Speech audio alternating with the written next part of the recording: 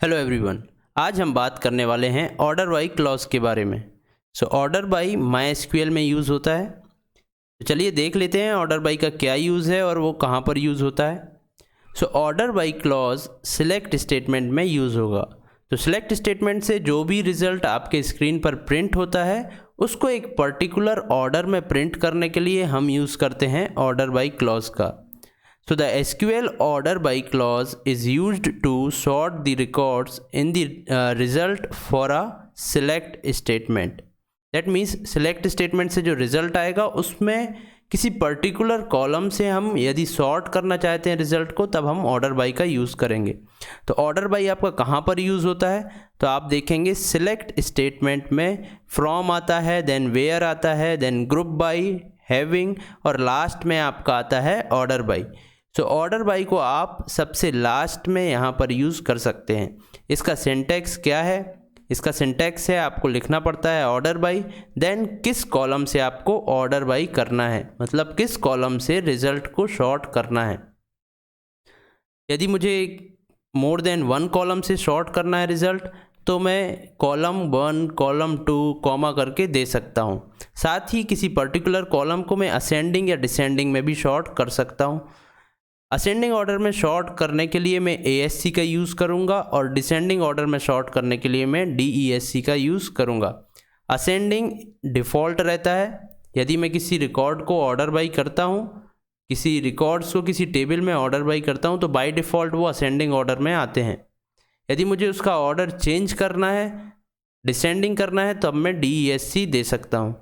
तो चलिए इसको हम प्रैक्टिकली समझ लेते हैं ऑर्डर बाई कहाँ पर यूज़ होता है और इसको हम कैसे यूज़ कर सकते हैं। तो इसके लिए हम चलेंगे MySQL पर।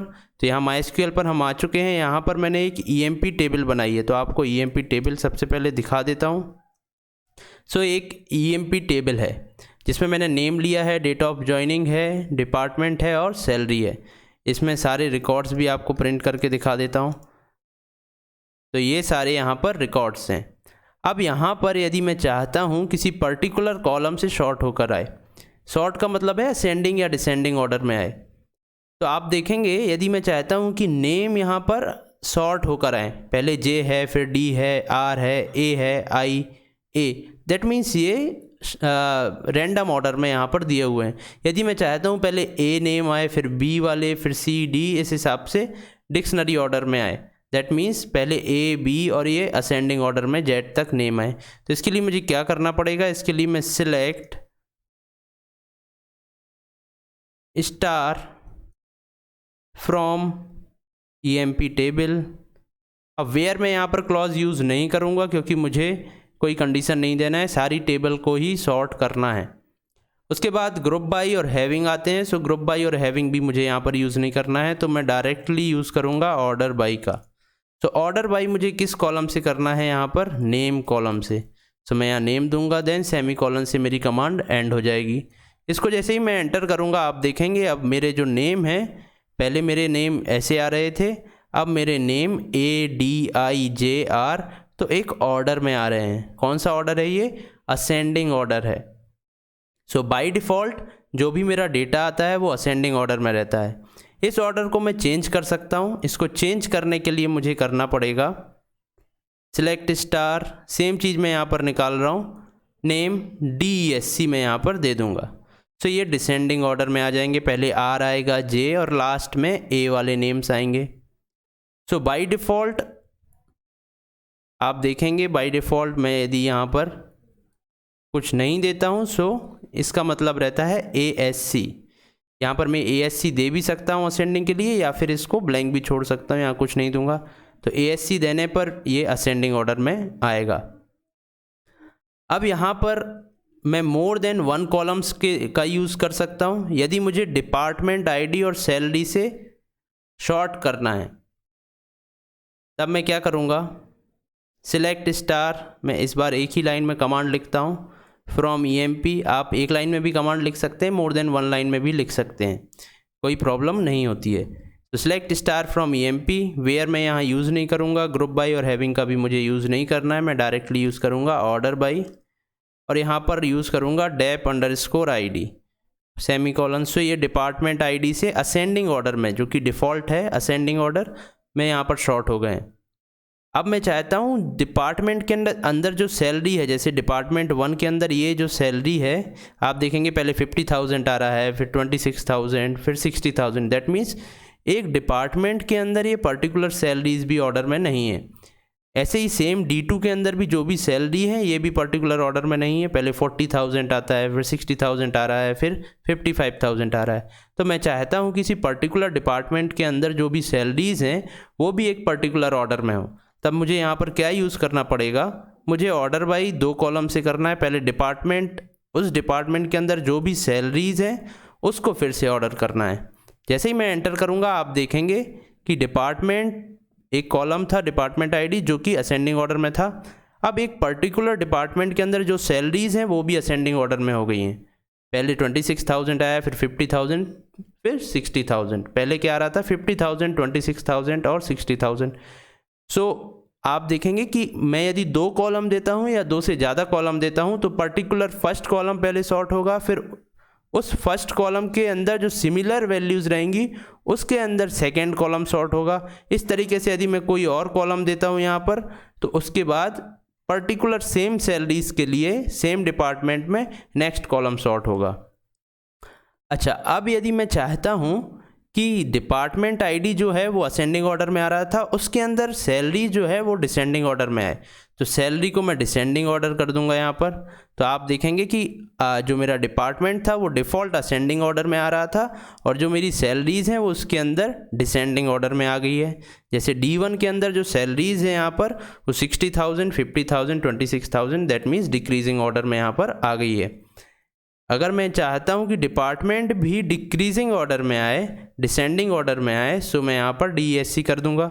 सो आप देखेंगे पहले D2 आ गया, फिर D1 आया और उसके अंदर सैलरीज हैं वो भी डिसेंडिंग ऑर्डर में ही है। यदि मैं चाहता हूँ डिपार्टमेंट डिसेंडिंग ऑर्डर में रहे, सैलरी असेंडिंग ऑर्डर में रहे, तो इसके अकॉर्डिंगली मैं यहाँ पर ASC लिख दूंगा। तो जिस भी कॉलम को आपको जिस भी फॉर्मेट में अरेंज करना है, डिसेंडिंग या असेंडिंग, आप उस कॉलम के सामने DESC या ASC दे सकते हैं। तो अब यहाँ पर डिपार्टमेंट मेरे डिसेंडिंग ऑर्डर में है और पर्टिकुलर डिपार्टमेंट के लिए सैलरीज हैं वो असेंडिंग ऑर्डर में है, 40,000, 55,000, देन 60,000। ये तो हो गया मोर देन 1 कॉलम्स को असेंडिंग और डिसेंडिंग में शॉर्ट करना। अब यहाँ पर आपके लिए MySQL ने एक और चीज़ यहाँ पर करके दी हुई है। आप क्या कर सकते हैं, यदि मुझे करना है सॉर्टिंग करना है, दैट मीन्स ऑर्डर बाई करना है नेम कॉलम से, सो आप यहाँ पर नेम कॉलम का नेम ना देकर आप उसका इंडेक्स पोजीशन दे सकते हैं। जैसे मुझे फर्स्ट कॉलम से सॉर्ट करना है, सो मैं कहूँगा ऑर्डर बाई 1। सो ये नेम कॉलम से मेरे डेटा को सॉर्ट कर देगा। यदि मैं चाहता हूँ डिपार्टमेंट आईडी से सॉर्ट करना, तो ये 1, 2, 3rd नंबर पर कॉलम है तो मैं 3 यहाँ दूंगा, सो डिपार्टमेंट आईडी से सॉर्ट हो जाएगा। दैट मीन्स आप कॉलम का नेम ना यूज़ करके डायरेक्टली इंडेक्स पोजीशन भी यूज़ कर सकते हैं, जो कि स्टार्ट होगी 1 पोजीशन से, 2nd, 3rd, 4th। यदि मैं यहाँ पर 5 देता हूँ तब आप देखेंगे 5 कॉलम यहाँ पर अननोन कॉलम बताएगा, क्योंकि यहाँ पर 4 ही कॉलम थे। तो इस तरीके से आप ऑर्डर बाई 1,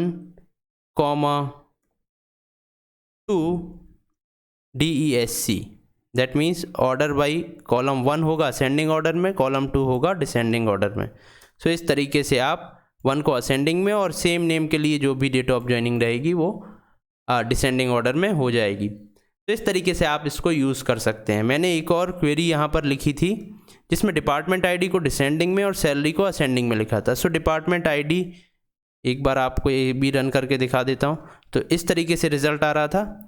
अब यदि मैं यहाँ पर डिपार्टमेंट आईडी का इंडेक्स पोजीशन लिख दूँ जो कि है 3 और सैलरी का इंडेक्स पोजीशन लिख दूँ जो कि है 4, तो भी मुझे सिमिलर रिज़ल्ट मिलेगा। यहाँ पर मैंने डायरेक्टली नेम यूज़ किया है, यहाँ पर मैं इंडेक्स पोजीशन यूज़ कर रहा हूँ, जो कि दोनों ही सिमिलर है। सो कुछ इस तरीके से काम करता है मेरा ऑर्डर बाई। आई होप आपको क्लियर होगा। आपको एक चीज़ यहाँ पर ये याद रखनी है कि ऑर्डर बाई हमेशा लास्ट में यूज़ होगा। जो भी सिलेक्ट स्टेटमेंट आप लिख रहे हैं सबसे लास्ट में यूज़ करेंगे ऑर्डर बाई को। यदि आपको इस वीडियो में कुछ डाउट है, कहीं पर प्रॉब्लम है, तो आप मुझसे कमेंट सेक्शन में पूछ सकते हैं, या फिर आप डिस्क्रिप्शन में दिए हुए फेसबुक लिंक या टेलीग्राम लिंक पर जा सकते हैं या फिर मेरी वेबसाइट को भी विज़िट कर सकते हैं। आप यहाँ से कहीं भी जाएंगे वहाँ पर कमेंट करेंगे, मैं हेल्प करूँगा आपकी। अब हम मिलते हैं नेक्स्ट वीडियो में। Thank you.